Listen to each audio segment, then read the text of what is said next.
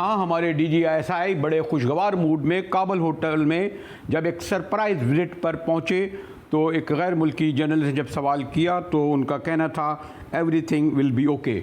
DGISI का ये जो काबुल का दौरा था इतना सरप्राइज रहा पाकिस्तान में भी, हिंदुस्तान के लिए ख़ास तौर पर, बल्कि सारी दुनिया में। और फिर आपको इल्म है कि हस्ब रवायत हिंदुस्तानी मीडिया ने तो वावेला करना ही था, बड़ा शोर हुआ। हालांकि DGISI और दूसरों के भी ISI के सरबराह ममालिक में जाते ही रहते हैं। देखिए कैसा इंडियन टेलीविज़न ने हमारे DGISI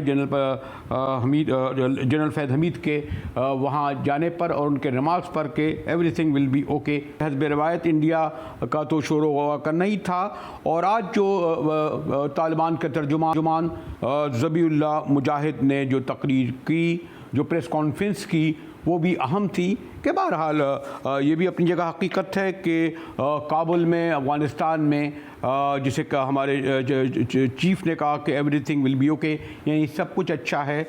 इतना अच्छा भी नहीं था कि बहरहाल तालिबान को दरपेश बड़े बड़े चैलेंजेस अपनी जगह रहते हैं, माशी महाज पर भी, अंदरून महाज पर भी, फिर गवर्नमेंट न बनाने पर भी। और पंजशेर वाली का ज़रूर उन्होंने जिक्र किया जहां उन्होंने परचम लहराया, लेकिन जिन चैलेंज का किया वो अपनी जगह मौजूद हैं। मैंने कहा ना कि एक नहीं, दो नहीं, 3, 4, 5 बड़े महाज पर तालिबान क़यादत को, जो तख्त काबुल पर बैठे हुए जिन्हें 20 दिन हो गए हैं, उस पर अभी तक काबू नहीं पा सके। सबसे बढ़कर चैलेंज तो उन्हें यही है कि जो 1996 और 2001 के दरमियान जो तालिबान की हुकूमत रही और उसमें जिस तरीके से उन्होंने बड़ी शिद्दत से अपने शरीयत को लागू किया, ऐसा लगता है कि उसकी बाज़गश अभी भी सुनाई दे रही है। ये जो मैं 96-2001 कह रहा था, ख़ास तौर पर ख़वातीन उसका निशाना बन रही थीं। और ये वही खौफ की फ़िज़ा है जिसके सबब बड़ी तादाद में लोगों ने, कोई तकरीबन 1 लाख से ज़्यादा अफ़गानी छोड़ कर चले गए। और बहरहाल काबुल और हेरात में ख़वातीन ने मुज़ाहरे भी इस पर किए। और दूसरा बड़ा मसला जो है बहरहाल वो माशी है, ख़जाना खाली है, तनख्वाहें देने के लिए पैसे नहीं हैं, गैर मुल्की इमदाद मुअत्तल हो चुकी है, अमेरिका ने फ्रीज़ कर दिए हैं।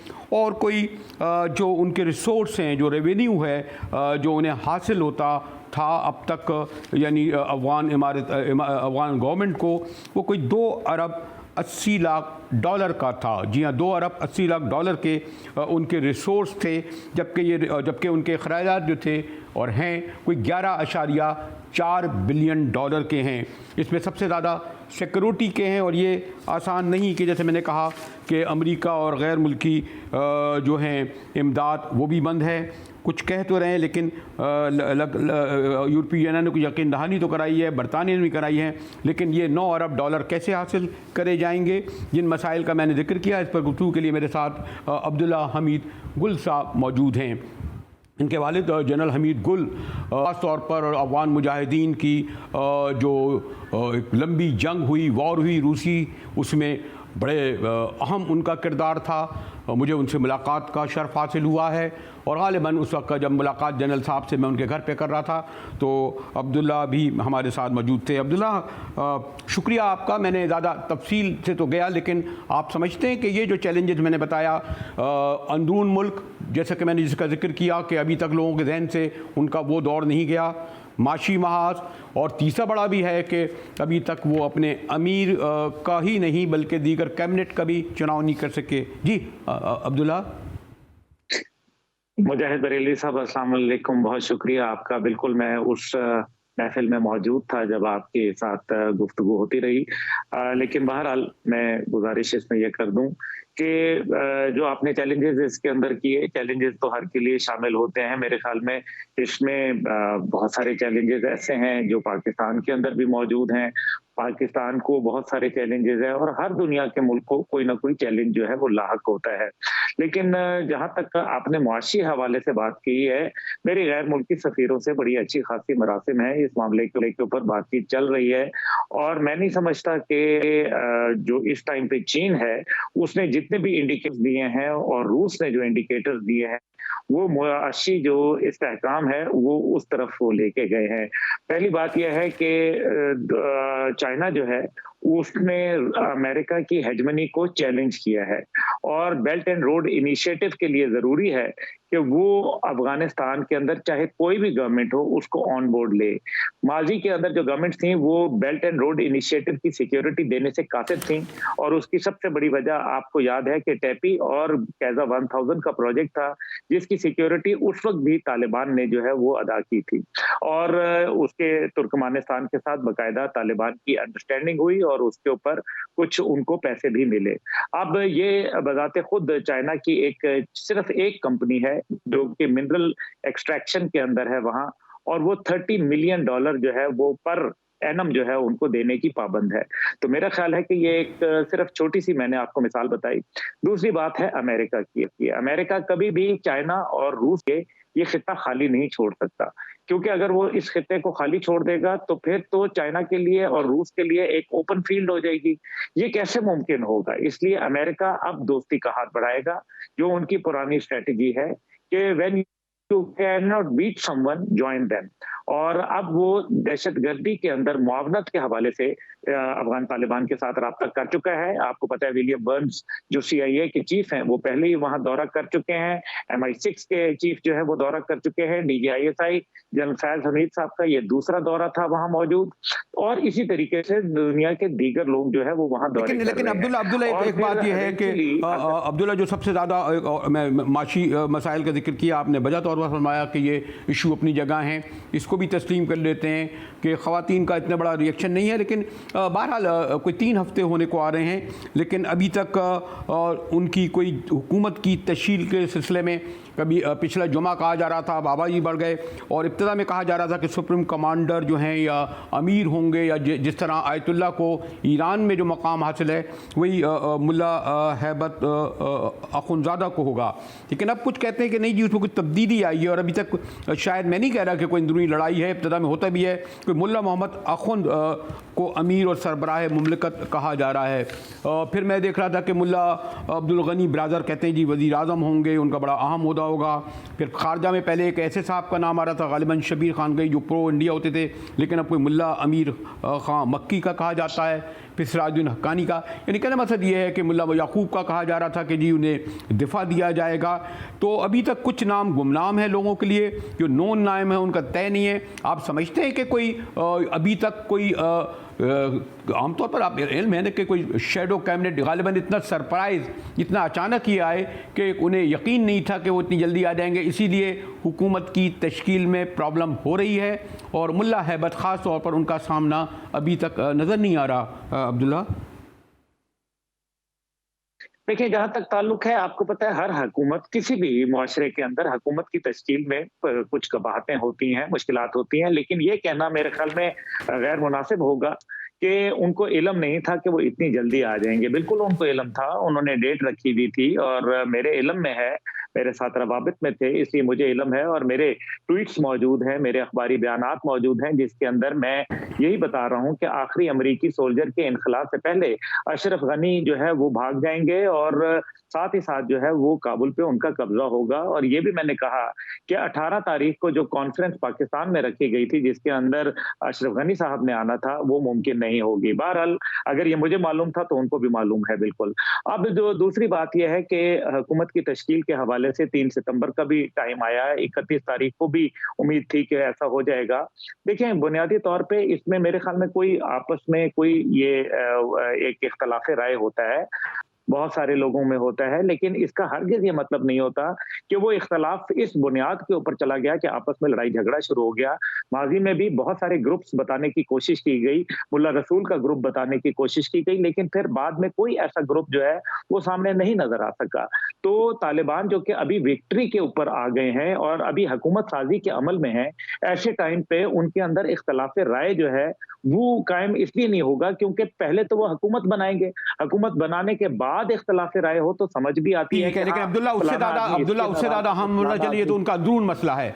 लेकिन आमतौर पर ये जो आपने देखा कि खुद पहला तो वो IS के आ गई खुरासान, उन्होंने ऐसा हमला खुदकश किया, और फिर अब जो है ख़ास तौर पर जो कोयटा में धमाका हुआ जिसका पाकिस्तानी तालिबान ने जिम्मेदारी कबूल की।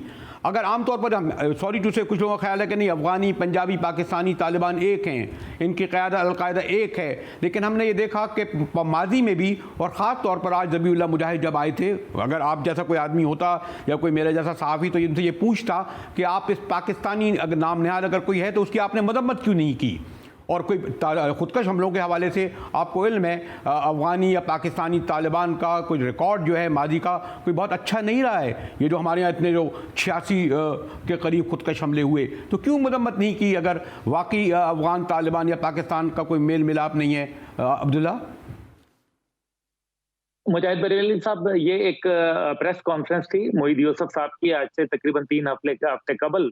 उसके अंदर फवाद चौधरी साहब भी बैठे थे और उसके अंदर उन्होंने ये बाकायदा एक्नॉलेज किया कि आज तक पाकिस्तान में कोई एक ऐसा जो है नाखुशगवार वाकया अफगान तालिबान जो या फिर जो अफगान मुहाजिरीन है उनकी तरफ से कोई आया। लेकिन अगर जो पाकिस्तानी तालिबान ने तो कबूल किया ना, पाकिस्तानी तालिबान ने जो कबूल किया कोयटा का हमला, उसकी आखिर ज़बीउल्लाह मुजाहिद ने क्यों मदम्मत नहीं की? मैं आप ही के सवाल, इसलिए कि आम आदमी यही समझता है कि तमाम ये तालिबान एक हैं।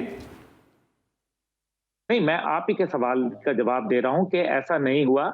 जो उन्होंने बोला, उन्होंने बाकायदा कहा कि TTP का जो मसला है वो पाकिस्तान के साथ है, लेकिन साथ ही साथ हम पाकिस्तान की सरहद को किसी सूरत भी जो है वो कॉम्प्रोमाइज होने नहीं देंगे। और जहां तक TTP का ताल्लुक है, मैं आपको बताऊं कि आज से तकरीबन 10 दिन पहले बाकायदा नेंगरहार के अंदर एक मीटिंग बुलाई गई जिसके अंदर तहरीक तालिबान पाकिस्तान के जो लोग थे उनको बाकायदा मैसेज दिलवाया गया तालिबान अफगानिस्तान की जानिब से कि पाकिस्तान की सरजमीन को किसी ये इससे आगे की बात है। लेकिन ये 6 जवान शहीद हुए हैं, इसके मायने TTP का नेटवर्क मौजूद है कि उन्होंने किया, जिम्मेदारी कबूल की, मजम्मत की हद तक की अफगान तालिबान ने जहमत नहीं की ज़बीउल्लाह साहब ने कि ये जो पाकिस्तान जो इतनी बड़ी कुर्बानी देता है कि उनकी मजम्मत की जाती। आम लोगों का यही परसेप्शन है कि पाकिस्तानी अफगानी तालिबान एक ही हैं, बैतुल्लाह महसूद हो, हकीमुल्लाह महसूद हो, वलीउल्लाह महसूद हो, उनके अलकायदा हो उनके सरपरस्त। जी मुजाहिद साहब, परसेप्शंस जो हैं वो रियलिटीज नहीं हुआ करती। सोचने को तो बहुत सारी चीजें सोची जाती हैं, लेकिन क्या वो हकीकत होती हैं? मैं सिर्फ आपसे ये कह रहा हूं कि क्या तालिबान जो पाकिस्तान के हैं उनका नेटवर्क सिर्फ और सेफ हेवन जो है वो अफगानिस्तान में है? क्या पाकिस्तान में कुछ नहीं है? पाकिस्तान में भी तो मौजूद है ना। आखिर वो जो रेमंड डेविस का नेटवर्क था उसको क्यों आप फरामोश कर जाते हैं? जो उन्होंने रॉ ने यहाँ नेक्सस बुना उसको क्यों हम भूल जाते हैं? जो NDS के यहाँ ठिकाने थे उनको हम क्यों फरामोश कर जाते हैं? क्या उन लोगों ने पाकिस्तान में एकदम जो है वो अफगानिस्तान से ही सारा कुछ ऑपरेट हो रहा है? और क्या जब अफगानिस्तान के अंदर एलाइड फोर्सेस मौजूद थी, अमेरिकन फोर्सेस मौजूद थी, नेटो फोर्सेस मौजूद थी, तो तब जो है वो हमले कंट्रोल हो गए थे? क्या ये हकीकत नहीं है कि APS का वाकया उन्हीं दिनों में की जो है वो काविश है? क्या ये हकीकत नहीं है कि कुन्नड़ से जो है वो बाकायदा ला के यहाँ हमले किया करते थे? यहाँ नूरिस्तान के अंदर बाकायदा बैठ के रॉ, मोसाद, NDS और CIA ने बाकायदा पाकिस्तान के खिलाफ ताने बाने बोने? क्या ये भी हकीकत नहीं है कि 66, ये मेरी रिपोर्ट नहीं है, ये इंटरनेशनल रिपोर्ट है, ये 66 वो जो मुख्तलिफ ट्रेनिंग कैंप थे जो वहां NDS और रॉ की मदद से अफगानिस्तान में चल रहे थे, तालिबान के आने के बाद वो खत्म हो चुके हैं भारत के। तो ये भी तो रियलिटी है। आखिर एक चीज जो है हम उसको पकड़ लेते हैं कि मजम्मत नहीं की। मजम्मत जो है वो क्या हम लोगों ने अभी तक जो जिस दिन तालिबान की हुकूमत वहां काबुल के अंदर फॉर्म हुई उसी 2 घंटे के बाद हमने जो है वो करीम खलीली साहब को और यूनुस कानूनी साहब को यहाँ बुला के स्टेट वेलकम दिया। क्या ये बात उनको नागवार नहीं? ठीक है, हमारे साथ अब्दुल हमीद गुल साहब थे जो बाकायदा जो सूरत हाल है अफगानिस्तान की डिवीजन की तरफ इस तरफ और उस तरफ पर बड़ी गहरी नज़र रखते हैं। और कोयटा में जैसे मैंने कहा कि पाकिस्तानी तालिबान ने जिस धमाके की जिम्मेदारी कबूल की वो इसलिए अहम है कि आम परसेप्शन ये था कि काबुल में तालिबान के बैठने के बाद पाकिस्तान इन धमाकों, इन खुदकश हमलों से महफूज हो जाएगा। ख़ासतौर पर बलूचिस्तान में और केपी में जमात उलमा इस्लाम जो तालिबान का खुद अपने को बहुत बड़ा दोस्त, साथी, दाई करार देती है, उन्होंने बड़ा जश्न मनाया इस पर। हज़रत मौलाना फजल रहमान ने और अमीर जमात इस्लामी सिराजुल हक ने। सेनेटर कामरान मुर्तज़ा मेरे साथ हैं और यही सवाल जो खुदकश हमले के हवाले से था मैंने उनसे किया। शुक्रिया सेनेटर साहब। कल जो कोयटा में धमाका हुआ है आपके शहर में, और आप इससे बड़े बड़े धमाके हुए हैं, लेकिन मैंने कहा ना कि एक बार फिर जो है तालिबान ने, पाकिस्तानी तालिबान ने इसको कबूल किया। और मैं अब्दुल्ला हमीद से भी ये कह रहा था कि अफ़गानी तालिबान ने मजम्मत का एक लफ्ज़ भी कहने की गुरेज किया।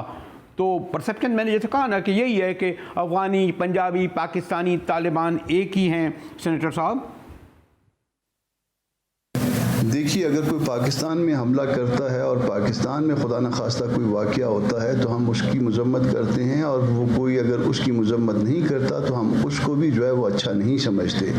हमारे लिए पहला मफाद पाकिस्तान का है, पाकिस्तान हमारे लिए सबसे पहले है, उसके बाद कोई दूसरे मुल्क हैं और उसके बाद दूसरे मुल्क में कोई तंजीमें हैं। हमारे लिए अफ़गान तालिबान भी जो है ना वो बाद की हैसियत रखते हैं, पाकिस्तान से पहले की हैसियत नहीं रखते। हमारे लिए कोई भी शख्स, कोई भी पार्टी पाकिस्तान जितनी हैसियत नहीं रखता। तो जब हम पाकिस्तान जैसी हैसियत किसी को नहीं देते, हाँ हम नज़रियाती तौर पे हम ये कह सकते हैं कि हमारे नज़रियात जो है वो मजहबी हवालों से या किसी और हवाले से वो उनके साथ मैच करते हैं, या हम उनको जो है ना जब वो आते हैं तो हम उनको अप्रिशिएट करते हैं मुख्तलिफ उसमें। मगर अगर वो पाकिस्तान की किसी मफाद के मुखालफत में जा रहा होगा तो हमारे लिए जो है पाकिस्तान फर्स्ट। इन तालिबान से उन तालिबान का कोई ताल्लुक नहीं है। इन तालिबान को कोई बैक करते हैं मुख्तलिफ लोग या मुख्तलिफ ममालिक, और ये शायद काउंटर करने के लिए ये तंजीम बनाई गई थी। और ये बैन ऑर्गेनाइजेशन है। तो जो बैन ऑर्गेनाइजेशन है इसका मतलब ये है कि पाकिस्तान की उसके साथ कोई दोस्ती, कोई ताल्लुक नहीं है, न सिर्फ सरकारी सतह पे बल्कि गैर सरकारी सतह पे भी जो है उनको जो है वो एक्सेप्ट नहीं किया जाता। तो इस वाक़े की जिम्मेदारी जो है वो टीटीपी ने ली है। टीटीपी का जो है वो टीटीपी को उन तालिबान के साथ टैग न करिए। सेनेटर कामरान मुर्तज़ा, क्योंकि आप इतने सीनियर लॉयर हैं और वकीलों से तो वैसे भी बहस करना इतना आसान नहीं होता मुझ जैसे सहाफ़त और सियासत के तालिब के लिए, लेकिन मैं फिर इस बात पर इसरार करना चाहता हूँ कि पाकिस्तान में आम तौर पर परसेप्शन, ख्याल यही पाया जाता है कि अफ़गानी तालिबान हो, पंजाबी तालिबान हो, पाकिस्तानी तालिबान मुख्तलिफ नहीं। और फिर मैं इस बात पर इसरार करूँगा कि अब उनके तर्जुमान को कम अज़ कम मजम्मत के चंद जुमले कहने थे, जिसमें जैसे मैंने कहा ना कि कोयटा में जो धमाके में हमारे फ़ौजी जवान शहीद हुए। और ज़रा चलते हैं आजकल बिलावल भुट्टो ज़रदारी साहब जो सिंध के साथ पंजाब में अब बड़े ज़ोरदार पीटीआई की हुकूमत पर हमले कर रहे हैं, लेकिन साथ साथ वो ये भी दावा कर रहे हैं कि आइंदा इलेक्शन में वज़ीर आज़म भी जियाला होगा, बल्कि पंजाब का वज़ीर आला भी पंजाब का होगा। इस पर गुफ्तगू करेंगे एक ब्रेक के बाद, हमारे साथ रहिएगा।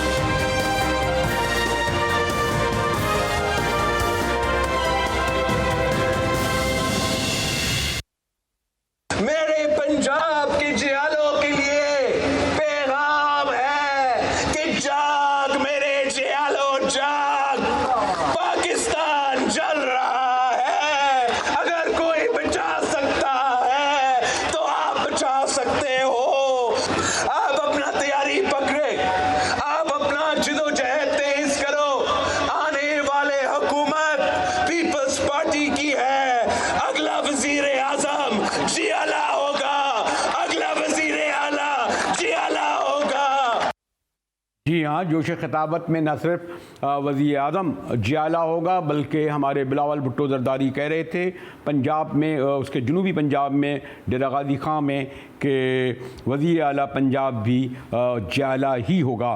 बिलावल भुट्टो जरदारी जहाँ इन दिनों PTI को जो सिंध के दौरे में और पंजाब के दौरे में निशाना बना रहे हैं, वहाँ उनके हमलों की इज़्ज़त से नून लीग भी नहीं बच रही। हमारे साथ हैं तर्जुमान मुस्लिम लीग नून साबिक गवर्नर सिंध मोहम्मद ज़ुबैर साहब। शुक्रिया ज़ुबैर साहब। अभी चंद घंटे पहले जो बिलावल साहब फरमा रहे थे कि वज़ीर आज़म ही नहीं बल्कि पंजाब, जी हाँ पंजाब, जहाँ उनकी 6-7 नशिस्तें और मुस्तक़बिल में भी मैं कोई पेशेंगोई करना नहीं चाहता, कहते हैं वज़ीर आला पंजाब भी जो है वो जियाला ही होगा। ज़ुबैर भाई, अब ये तो जाहिर सी बात है, ये साइंस तो बिलावल ही जानते हैं कि किस तरह से होगा। इसी वजह से जब वो ये कहते थे कि vote of no confidence Punjab में लाना चाहिए, तो 7 MPs आपके 370 की असेंबलीज है, तो आपका तो कोई रिस्क है ही नहीं। आपके लिए तो दोनों तरफ से अपसाइड थी कि अगर वोट ऑफ नो कॉन्फ्रेंस कामयाब हो जाए तो PTI की हार है और शायद उसके साथ फेडरल हुकूमत भी चली जाएगी, और अगर ना कामयाब हो तो PMLN के लिए एक बहुत ही एम्बैरेसिंग मूवमेंट है। तो दोनों तरफ से उनके लिए सही था। इसलिए वो कहते थे कि हम तो इतने मासूमाना तरीके से कह रहे हैं कि आप पंजाब की हुकूमत का तख्ता करते हैं। भाई आपका क्या जाता है, पाकिस्तान में कोई नंबर्स की गेम तो नहीं होती है सिर्फ जब वोट ऑफ नो कॉन्फिडेंस का होता है। यहाँ तो और भी बहुत सी चीजें चाहिए होती हैं वोट ऑफ नो कॉन्फिडेंस कामयाब करने के लिए। अगर सिर्फ नंबर हो तो वो वहां सेनेट में 64 खड़े हुए थे, वोट 50 निकले थे। तो मेरा वो उनकी क्या थिंकिंग है बिलावल कि पंजाब किस तरह से जीतेंगे और वजीर आला बनाएंगे, ये एक ऐसा एक मिरेकल होगा जिसको मेरा ख्याल है किसी के लिए भी समझना मुश्किल है। खैर मुझे तो ज़ुबैर भाई सियासत में होने लगे ना, आप लोग कहाँ तस्लीम करते थे कि कप्तान भी जो है पाकिस्तान का वज़ीर आज़म होगा, लेकिन एक तरफ जहाँ बिलावल भुट्टो जरदारी, अब तो खैर मैं देख रहा हूँ कि बड़े सीनियर सीजन अपने तकारीर और बयानों प्रेस कॉन्फ्रेंस हो गए, और उन्होंने बहरहाल शहबाज शरीफ साहब को, लीडर अपोजिशन को फ़ोन किया, बेशतर बातों पर उन्होंने एग्री भी किया कि हम इन चीज़ों पर एक ही मौक़िफ़ इख्तियार करेंगे। फिर उन्होंने लीडर ऑफ द अपोजिशन देखा जी बाहर निकलें और आके क़यादत करें लोगों की। लेकिन एक तरफ फिर एक और बयान उनका आया, वो कहते हैं कि जी असल नून लीग की क़यादत शहबाज शरीफ के पास नहीं है, यानी उनका इशारा शायद है मरियम बीबी की तरफ और उनके वाले नवाज शरीफ की तरफ। उन्होंने तो ये तक कहा कि शहबाज शरीफ साहब अपने तौर पर बयान भी नहीं देते, जी स्टेटमेंट उनका वो खुद का नहीं होता। ज़ुबैर भाई, मैं रेलवे साहब, मैं उन लोगों में शामिल नहीं हूँ जो हर एक को उस तरह से ब्लेम करूंगा। बिलावल का पॉइंट ऑफ व्यू है, गलत पॉइंट ऑफ व्यू है कि जी सिंध का जो वो है जिसका ताल्लुक है लीडर ऑफ द ऑपोजिशन, उनको तो जेल में रखा हुआ है और पंजाब वाले को छोड़ा हुआ है। पंजाब वालों को तो रगड़ रगड़ के मार दिया। नवाज शरीफ का भी ताल्लुक पंजाब से। शहबाज शरीफ 2 दफा तकरीबन 1 साल पिछले 3 साल में जेल में रहे हैं। हमजा शहबाज तकरीबन 2.25 साल जेल में रहे। मरियम नवाज, ये सब लोग, शाहिद खाकान अब्बासी, एहसन इकबाल, ये सब लोग पंजाब से ही ताल्लुक है ना। तो ये कोई मुकाबला तो नहीं हो रहा कि जी, और ना ही हम समझते कि हमें इस चीज की सजा दी गई है कि इन सब का ताल्लुक पंजाब से है। एक जाहिर है एक नेशनलिज्म के नाम पर एक फैसिस्ट हुकूमत है, तो वो अब ये सब कर रही है, वो उसमें सबकी बारी आई है। नहीं तो ये वाकई ये जो शहबाज शरीफ साहब जो है जिसके इशारा कर रहे थे कि बयान तक नहीं दे सकते खुद इंडिपेंडेंट, पता नहीं क्या, जैसे मैंने आपसे पहले भी पूछा था ज़ुबैर भाई। नहीं मेरा नहीं ख्याल है जी नहीं मेरा नहीं ख्याल है। तो मेरा आपको पता है शहबाज शरीफ साहब प्रेसिडेंट हैं पार्टी के। अब पॉइंट ये रेलवी साहब कि एक तरफ तो पहले हमारे ऊपर पूरी पॉलिटिकल क्लास पर एक इल्जाम लगाया जाता था कि जी ऊपर जिसने जो कह दिया नीचे वो सब जी हजूरी करके खड़े हो जाते हैं। अब अगर कोई डिफरेंस ऑफ ओपिनियन एक्सप्रेस करता है पार्टी के किसी भी ओहदेदार के हवाले से अपना पॉइंट ऑफ व्यू, तो वो कहते हैं कि जी तो यहाँ स्टेटमेंट भी नहीं दे सकते। अब मसला हमारा जो सबसे बड़ा है ना मुजाहिद रेलवी साहब, वो ये है कि ये कोई हालात नॉर्मल नहीं है हमारी नजर में। शायद आपकी नजर में नॉर्मल हो, हमारी नजर में नॉर्मल नहीं, मेरी है। नजर में भी नहीं है पार्टी को नॉर्मल। जिस तरह से रगड़ा गया है पिछले 4 साल से, केसेस और जेल टर्म्स और पता नहीं क्या क्या, और आज तक जारी है, तो उसमें जाहिर सी बात है ओपिनियन डिफर करता है कि किस तरह से एक सरवाइव करना, या तो सरवाइव करना और फिर बैटल करना और फिर अपनी स्पेस को वापस लेना। बिकॉज हम समझते हैं हम सबसे बड़ी पॉलिटिकल पार्टी है और the only thing that we demand is even playing field, कि जी हमें वो तमाम चीजें मुयसर हों जो किसी भी पॉलिटिकल पार्टी को पॉलिटिक्स करने के लिए मुयसर होनी चाहिए पाकिस्तान के आइन के मुताबिक। शुक्रिया मोहम्मद ज़ुबैर साहब का कहना था कि जनाब अगर बिलावल ये कह रहे हैं कि वज़ीर आज़म जला पंजाब तो ये मुआवज़ा ही होगा। बहरहाल सियासत में मैं कह रहा था उनसे कि अब मुआवज़े भी होने लगे हैं। यकीन 6 सितंबर का दिन पाकिस्तान की सियासी तारीख़ में, अगर 14 अगस्त पाकिस्तान का जो क़याम का दिन था, उसके बाद एक और वॉर भी हुई कश्मीर की, लेकिन 65 में हिंदुस्तान का हमला जिस तरह पाकिस्तान ने नाकाम बनाया, हमारी अफ़वाज पाकिस्तान जिस बड़े पैमाने पर शहादत दी, आज भी जो कौमों का होता भी यही है वतीरा कि वो उन शुहदा को याद रखते हैं। तो गुफ्तगू करेंगे ब्रेक के बाद शुहदाए 6 सितंबर पे।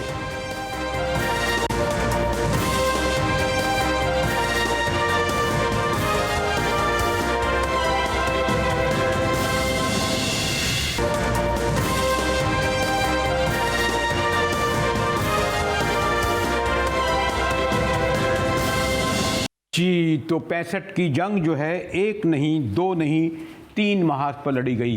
एक तो वो महाज जो जंग का था जहां हमारे शुहदा ने उस वक्त भारत की 5 गुना फ़ौज के जिसे कहते हैं उनको छक्के छुड़ा दिए अगर आम ज़बान में कहूँ। फिर पूरी आवाम पाकिस्तानी उस वक्त की हुकूमत के साथ थी। और फिर ये बात भी माननी पड़ेगी कि जो आलमी राय अम्मा यानी के सामने जो पाकिस्तान का मौक़िफ़ उस वक्त के वज़ीर ख़ारजा ज़ुल्फ़िकार अली भुट्टो ने रखा, उसने भी हिंदुस्तान की जमहूरियत पसंदी को एक्सपोज करके रख दिया। भुट्टो साहब के इस ख़िताब को 55 साल हो गए हैं, लेकिन आज भी वो ख़िताब वो उस जनरेशन नहीं दूसरी जनरेशन और बल्कि आने वाले जनरेशन तक मुंतकिल हो गया। देखिए कैसा तारीख़ी ख़िताब था ज़ुल्फ़िकार अली भुट्टो का, जिसमें वो अवाम की कौम की नुमाइंदगी कर रहे थे। जी हाँ, भुट्टो साहब या पीपल्स पार्टी की पॉलिसीज़ से लाख इख्तलाफ सही, लेकिन खारजा महाज पर ज़ुल्फ़िकार अली भुट्टो ने पाकिस्तान की जो जंग लड़ी, सॉरी टू से विद ऑल ड्यू रिस्पेक्ट, जो बाद में वज़ीर ख़ारजा आए, इस तरह उन्होंने पाकिस्तान का केस नहीं रखा। ख़ास तौर पर इस वक्त जो कश्मीर के हवाले से रखना चाहिए था, एक आम परसेप्शन है, लेकिन इस पर आइंदा गुफ्तगू करेंगे। इसी के साथ ही GTV से मुजाहिद बरेली को इजाज़त दीजिए।